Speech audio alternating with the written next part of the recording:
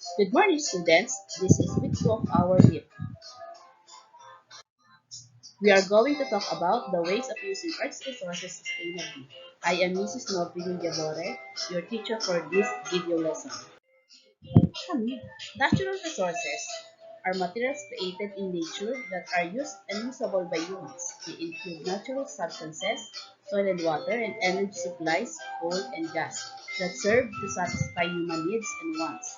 We use Earth's resources for many purposes, including recreation and natural beauty. Alam niyo ba na sa bansa pa lang natin, napakaraming natural resources na sa atin lang meron at wala sa ibang bansa? There are two types of natural resources. Let's start with renewable resources. A renewable resource is one that can be used repeatedly and doesn't run out because it is naturally based. Solar energy. Solar power plant is based on the harnessing the sun's heat into electricity. Alam niyo ba na may malapit na floating solar farm in Baras, Rizal? Next, wind energy. A wind farm is a place with wind turbines that use the wind to make electricity. Sino na sa inyo ang nakarating sa video sa Pililla? Another one, geothermal energy. Geothermal power plants are used in order to generate electricity using Earth's internal thermal energy. May malapit din sa ating na thermal power plant in Malaya, Pililla, Rizal. Next one is hydropower, also known as water power, is the use of cooling of fast-running water to produce electricity. Examples of power plants in our country are located in Angat, Bulacan, La Mesa Dam in Quezon City, hydropower plant in Caliraya, Laguna. Last, biomass energy. Biomass is plant-based used fuel to produce heat or electricity.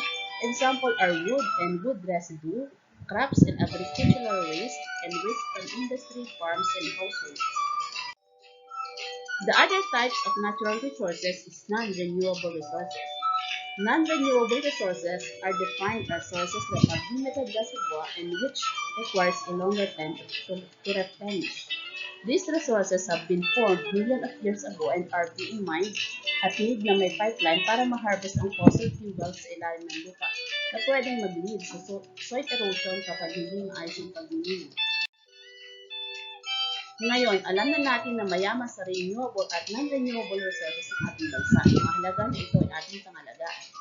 Conservation of energy is the act of protecting Earth's natural resources for current and future generations. The Philippines is endowed for having rich natural resources. Are we protecting and conserving our natural resources? These are some ways to conserve energy.